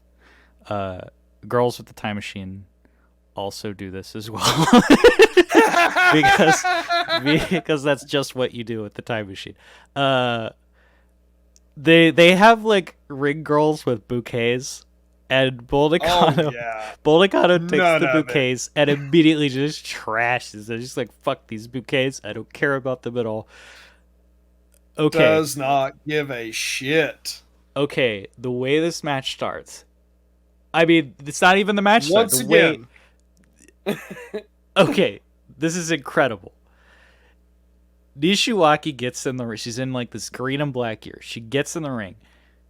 She immediately just goes after Bull, but she doesn't blindside her with a dropkick because it's Bull Nakano. She hits the ropes, and Bull Nakano fucking pulls down the second rope, and she eats shit to the outside. And I was like, fucking ow. Like, she just took a tope right outside, full force. All of the attendants run over to check. And I'm like, holy shit. We're already getting into it. After like a minute, the look of absolute disgust that Bull like puts on her face as she's seeing them tend to Nishiwaki. Oh, it's so good. And the crowd is like ready to kill Bull. And then they're just like, we can't believe you. Yeah, finally after like a minute of like working it, Nishiwaka like makes her way back in. She's busted open like right across her fucking hairline and just bleeding down. And then hilariously, these old men in the ring start reading the tournament details or whatever. And she's just bleeding, and Bull's like, fuck this. And these guys are like, you don't know what they're saying, but they're like, it's an old guy reading a scroll. And reading the ancient wrestling parchment. Yeah. And then the bell rings. I'm like, holy fuck, that's how you didn't even start the match yet. And she's already like busted open. And she's having to sit there cooling down the whole time, being like, well, I'm just bleeding all over my face. Okay, so then the bell rings, and Bull just starts laying shit in and howling and just plants her with a pile driver. And I'm like, oh my god, I love Bull Nakano so much. I just love her so much. Pile drives her, and then immediately, like, within just like 20 seconds or so, lariats the shit out of her. Yeah. Like, hits her with a lariat that you just hear the noise, the schwack of just meat hitting bone. Yeah, she throws her back out. She pulls her back in. She goes back in. She eats another pile driver. Nishiwaki like gets up while Bull's like kneeling, and she starts kicking her. So Bull's on her knees, and Nishiwaki's like kicking her in like the arm and the back. And Bull looks at her like, what the fuck do you think you're doing? Like, how fucking dare you? And she slaps her from the ground, standing onto the ground. She just fucking falls down. And it's like, oh my god. Yeah, Bull Nakano reaches all the way back from Texas and just slaps the dog shit out of her. Yeah, and right after that, she gets a lariat that is just brutal, and she does like the standing pin, like, fuck this, I'm just gonna stand on her chest. At this Bull point, at this time is still wrestling without boots. Yeah, she has the feet, but like I think the tights go over the feet. Yeah, the wraps. So Nishiwaki gets back up, and like she asks for the test of strength with her hand, you know, that thing. I don't know what you call that in wrestling terminology. It's the test grappling, of strength. I guess. Yeah, okay. Yeah, so she asks for it, and it's just total Crimson Mask. Like, she looks like fucking Muda. I'm like, Jesus Christ. Bull wins the test of strength. And you'd think, like, yeah, of course she does. But no, she bites her on the head. And I mean, it really looked like she bit down on her fucking skull. Like, she just goes, okay, this Nishi lays and kicks, and she puts Bull in the sharpshooter, and the announcers start talking about, and this is like the only time I paid attention to the announcers, they start talking about Lioness Oscar. So I thought, this is where I thought, and we're not going to get back into this, this is where I thought maybe Oscar had the title at the moment. But now I think she vacated it, so that would make more, but I don't know. You know what? Before we do the next Joshi episode, I'll find some breakdown of this shit somewhere. And it is at this point that Bull Nakano is just splattered with Nishiwaki's blood. Yep, it's all over. And so Bull Nakano's like makeup has like, began to run at this point, Mm-hmm. and she looks a little haggard, but she just has spatters of blood all over her face and thighs from where she's been pile driving this poor woman into the fucking dirt. Yeah. Yeah, it's incredible. At this point, a very interesting match psychology thing begins to take place, which is Nishi will run outside. It's all she can do to get away. She'll run out. She'll crawl out of the ring and run around the ring, and Bull will chase after her, and then she will get one up somehow on the way back in. It's like the WCW spot, but usually heels do it. In this case, Nishi, it's like all Nishiwaka can do. And Nishiwaki, to big pops. Yeah, To they're big like, oh, she did pops. it. And so they start out, and oh my god. Okay, well, Bull gets out of the sharpshooter. She no-sells these slaps, and just she does this brutal bridging German. I thought she hooked her arms under her fucking legs. It looked like she's trying to. She just does a bridging German that looks brutal. That's called a backdrop driver, by the way. Okay. There you go. And did you notice who was on the outside at this point? Like, No. looking on for the match? No. Aja Kong is on the outside. Oh, I didn't even see that. That's awesome, actually. So, like, Nakano gives Nishiwaki this horrible backdrop driver that just puts her on her neck. And Bull stands up and just begins sucking the blood off of her fingers. Yeah, it was crazy. And it awakened something in me. I'm not going to lie. Well, then I'm a changed person. I think Nishi was a changed person after this as well, because right after that, she puts her out on the apron. She gets a sleep. Bull puts the sleeper in from inside the ring, and just dangles her fucking legs off the apron and swings her around, and she falls down, and all the attendants run back over. I'm like, oh Jesus Christ! I was like, that looks fucked up. Really, there's a really great thing here where the attendants clean all the blood off of Nishi's face while she's after the sleeper, and this is where the ring stuff starts happening. She runs back in the ring, and they face off in the corners, and like Nishi's face is clean because they just wiped it all, and immediately the blood just starts coming down again from the fucking forehead. I'm like, oh my god, it looks so cool. But this time it starts coming down and almost like lightning like blood rivulets. It looked like Bull Nakano's makeup. I was like, whoa, that's cool. And it's not. There's no way it was deliberate. Like, it was just a cool thing. Nishi does all these headbutts. She gets clocked with a. It's like, it's not even a lariat. It's just like a crazy haymaker looking thing. And this is where she starts to go out of the ring, come back in. Like, the first one was the sleeper. She went back in the ring. This time she goes out of the ring after the haymaker, but Bull tries to hit her on the post with a lariat, and she hits her arm into the post. Oh, and she just slaps it. You hear it. She just hits the post. Ow. And then immediately Nishi starts working the arm. She starts doing like arm holds. Bull works out of those, gets another sharpshooter. I was really hoping for the Angelito here, the Bull octopus type move, but she didn't do it. I was like, no. One thing that I really appreciated was when Bull had her in the sharpshooter, like Bull was like selling her arm. She like wasn't using it in the hold. Yeah, like, that was great. We're dealing with professionals here. Yeah, at this point, Bull went up for the top rope leg drop. It was very far away. Like, I was like, she's gonna hit that, and she hit it, and also fucking top rope leg drops, Jesus Christ.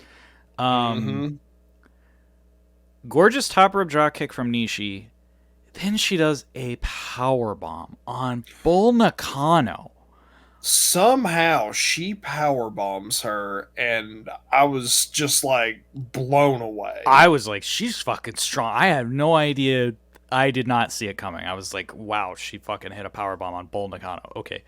Um, and actually, like, not long after Bull puts her away with her own, like, kind of, it's a power bomb. It's like an extend power bomb. It's like the fucking, it's not I like the called it Razor Sage. I called it a Dominator bomb. Oof. Because Yeah. Um, the one move that I really wanted to talk about okay. was after Nishiwaki power bombs Bull, Bull Mm-hmm. works her way back, and then Bull goes and gives Nishiwaki a German suplex, Yep. and Bull bridges this German suplex so far that the tip of her nose is touching the mat. Oh my god. Yeah, she does that like multiple times in this match. It's like, oh my god. Um, yeah. So Bull gets the pin with the crazy power bomb. Um, after the match, they give her this enormous trophy, and she holds it over her shoulder like it is nothing. Like it's just like fucking a sticker. So she's like, I got this big fucking trophy. I don't give a shit. And then they hand her like some sort of like A fucking scroll, notarized parchment. Yeah. And she looks like she rolls her eyes. She's just like, oh my God. Yeah. And she looks like she wants to be anywhere but there. Yeah. This felt like a total war. Uh, Bull was an absolute monster the whole time. Nishi, I Mm-hmm. mean, man, she held her own. I just loved the angle. I feel like this was like, did you ever, this is a really really bad comparison, I think, but did you ever see like the Daniel Bryan Big Show match where he had to work like, they worked like the little guy versus giant, but he's like a heel, and he has to like overcome this giant face dude who like, this was on like Raw or something, so I don't blame you if you never Mm-hmm. saw it. It really reminded me of that though, because the entire time, like, the stuff Nishi is doing is heelish, but it's all she can do. It's like, Yeah. and She you, has been pushed to the point of desperation. yeah, that's the overriding psychologist match, was like desperation. Like, she has to do all this, and it was helped so much by the first spot of just like, Mm-hmm. she just, they did the, honestly I think it was the biggest spot in the match, that she just ate shit to the outside, bladed like crazy. Match hadn't even started, and that gave it so much like psychology right from the, because the rest of the match, I don't know, it reminds me of like almost like a Brock match, like, Yeah, this match screamed of inevitability. mm-hmm, Which is like the mark of a very good monster heel, where yeah, like no matter what the hero is doing, he or she is always just like kind of one step behind and can't quite get anything over or get anything started, because that's the thing. Anytime Nishiwaki got something started, Bull Nakano just cut her off, mm-hmm. and it was just an inevitability, Yeah, and Mr. Anderson. I I confess, okay, I like a lot of Brock matches. I know we've had disagreements over this, or other people don't like Brock at all. I Hmm. get it. I like Brock dominant, just killing the babyface matches, because they're, well, I used to like them because they were different. Now it's just a formulaic thing. But the thing about those is that Brock's more of like a cocky monster. He's not like really giving that much, aside from, I'm just gonna go in and kill a guy and then win. And he'll Hmm. sell and stuff, but it's not like, it's he's the monster who, I don't know, he's like, I can't think of another example, but kind of like Taker almost, honestly. But like the thing with Bull is she's fucking pissed. Like the minute you start to fight back, she gets really fucking emotional and mad. Mm-hmm. And that gives it so much more. And then Nishiwaki, yeah, that is her name. She like it's like the reason she's not a heel for all this desperation stuff is because like she doesn't seem scared of Bull. It's not scared. She's just doing what she has to do. When she gets back in the ring, she's like, okay, I'm gonna do this. Like, she's brave enough to get in the ring and do stuff. So it's just like, it puts both of them over so strong. Like, it made both of them look so good. Even though, like, both of them technically are doing quote unquote heel stuff. It's the narrative of the match. So, yeah, and just the fact that like we in the audience can kind of like see where it's going, and it's, you know, the Alfred Hitchcock thing of like, we know the bomb is in the briefcase underneath the dining table. And it is an inevitability that no matter what Nishiwaki throws at Bull Nakano, she is just cutting her off and is a, you know, solid wall that is somehow moving to crush her. And oh, it's so good because you're watching this just play out, and it's like, what can Nishiwaki do? Yeah. And the answer is she will lose. And now reigns Bull Nakano. Yeah. I gave it 4.25 out of 5, just like the second match. Those were the best matches on the show for me. It was just like, I'm watching like it's so crazy because like when I think of women's wrestling, like there's a few matches I would qualify as like the best matches I ever saw. But the thing was, is like before I watched the show, I mean, yeah, it was like Becky, Sasha, not Becky, Sasha, Bailey, Sasha. You know, I'd seen like a few Asuka matches that I thought were really up there. There was, you know, Bull Nakano, Medusa, but that was nothing like this, like at all. When Bull gets over to the WWF at the time, her character work is still 10 out of 10, but her in-ring work is watered down. Yeah, because she can't do all this stuff to Alundra Triple A's. Like, she cannot do.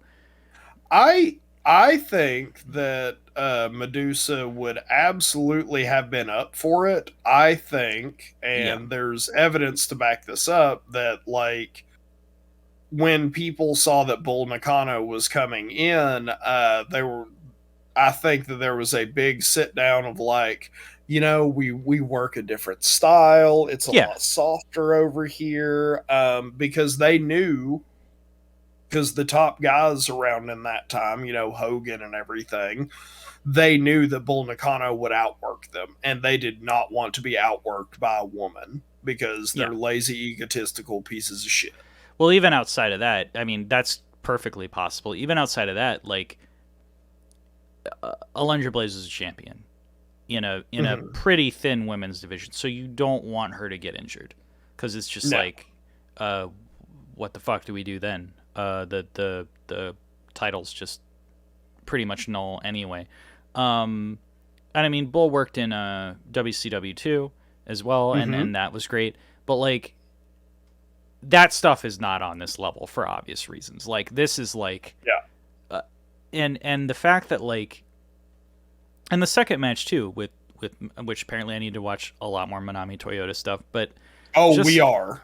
Yeah, because let me give you a little taste. Like, do you know when Manami Toyota retired?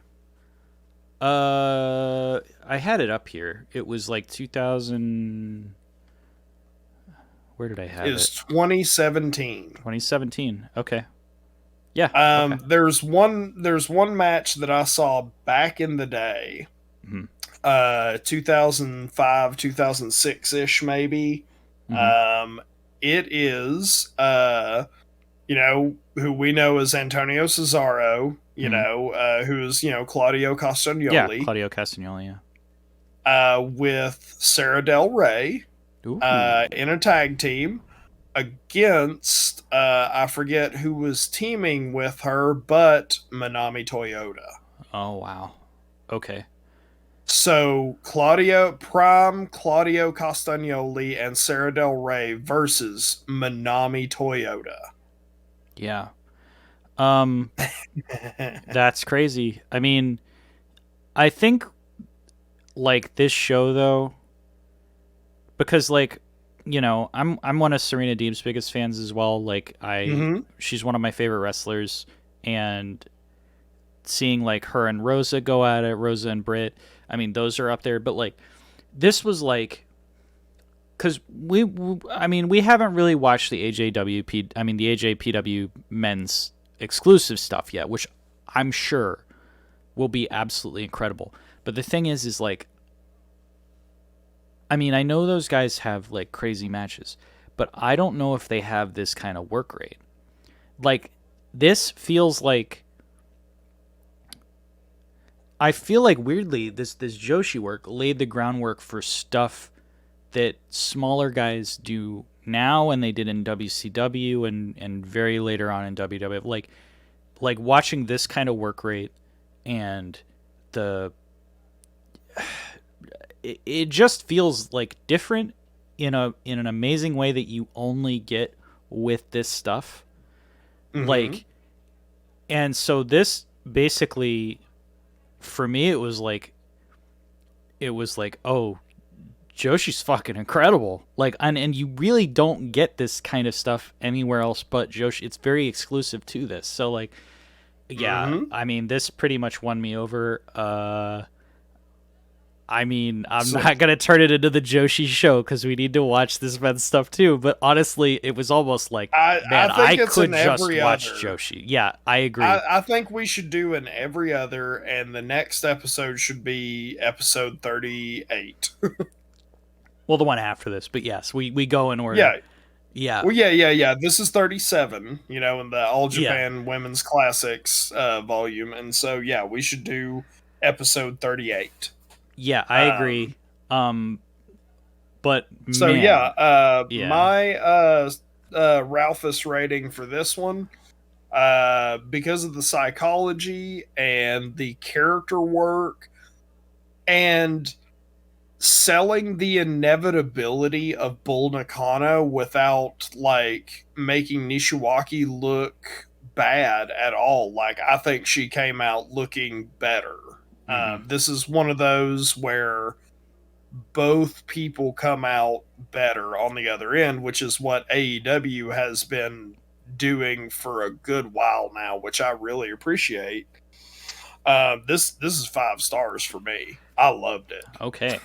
Yeah, I went like 4.5. Like, it's up there.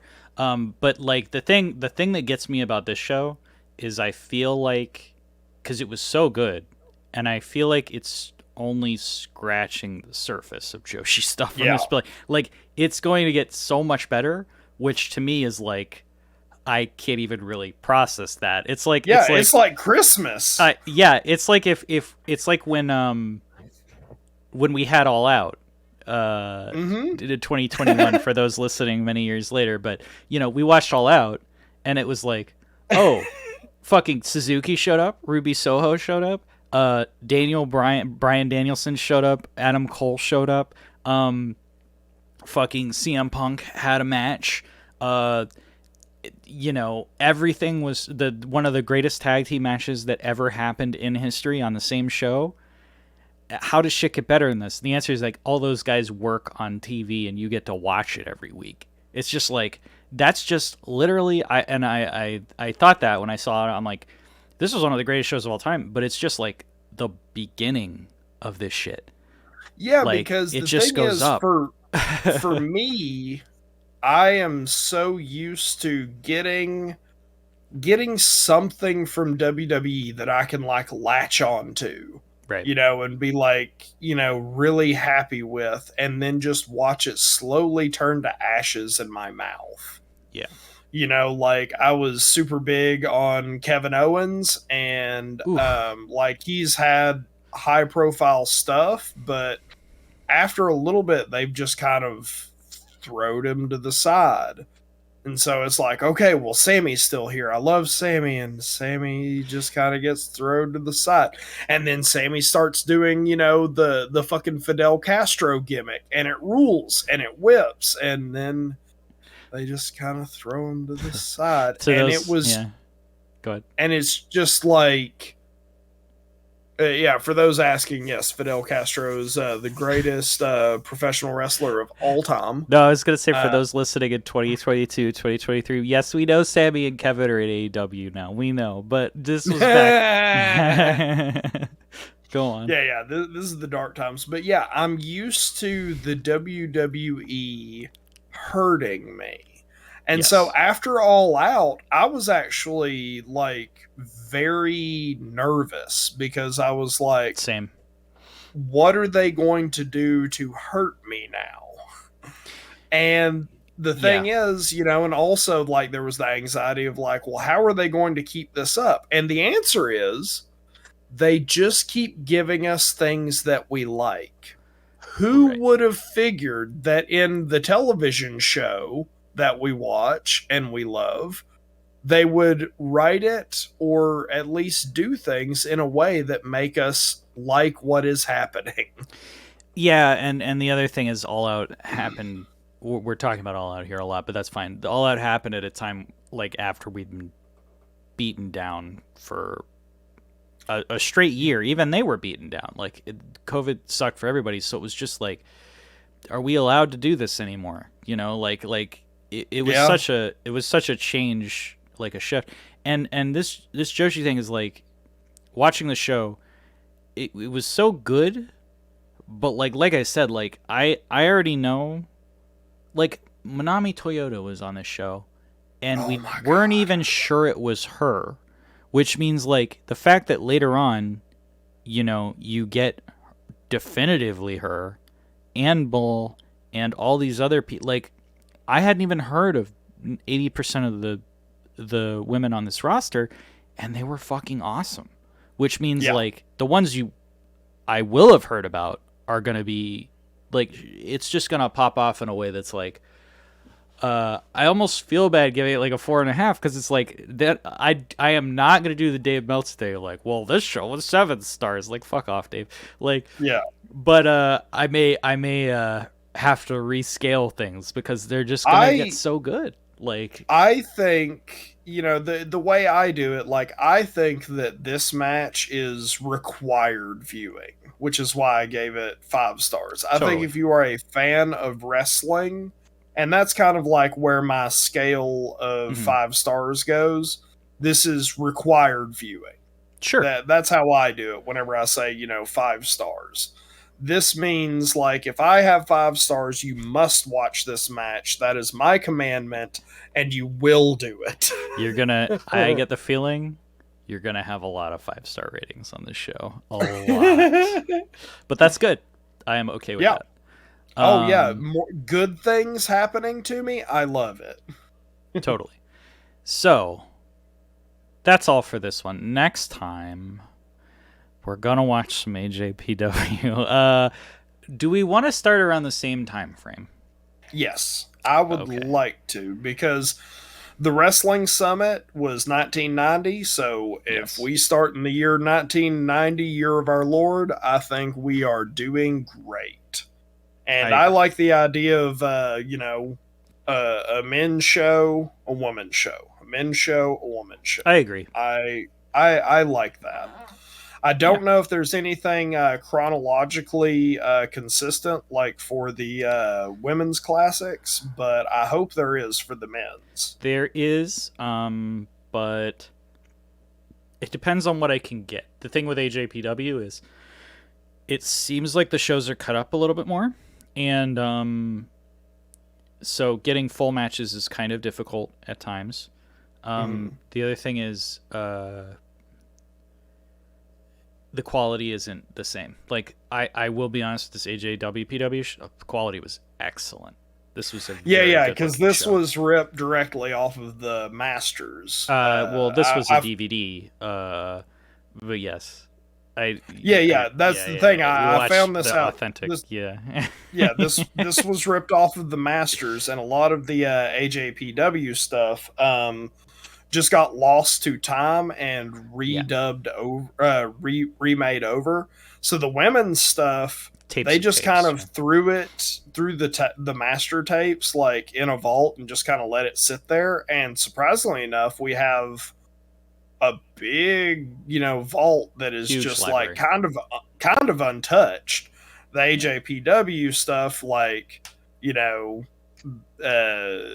Giant Baba started cutting costs, and of course, like, Masters cost money, and well, plus all the rights issues. I would love it. I would love it. And if you work for AJPW and somehow you're listening to the show, I would love it if y'all got all that stuff on streaming and we could. But obviously, like, it's a rights. Oh thing. my god! They all of that stuff fell. Who are they fighting with the rights for? I don't know what it is. I think they're like different companies at this point, and whoever owns the old stuff is not letting. Yeah, I'm gonna try and look into it and see if, like, Giant Baba, like, maybe did some underhanded carny stuff and was, like, selling shares to, like, his neighbor or something. You are welcome to. I mean, we had enough trouble with the history of the AJW PW women's singles. Oh belt. my god, and it's still unsolved. Yeah, if you're a listener, feel free to write in and let us know what the fuck is going on. But I'm 100% that was Manami Toyota. It has. And it wasn't a title match, so. But no one leaps to the top rope like her. Totally. But yeah, we'll see you next time. We need like a sign off. Ganbate. What? It means like do your best. Do your best at like, what? Listening to the podcast? No, it's like go get them, or that's that Gambare. Get who? Who are we telling the wrestlers to get? Are we sicking? We're not talking to the wrestlers. We're talking to the listeners.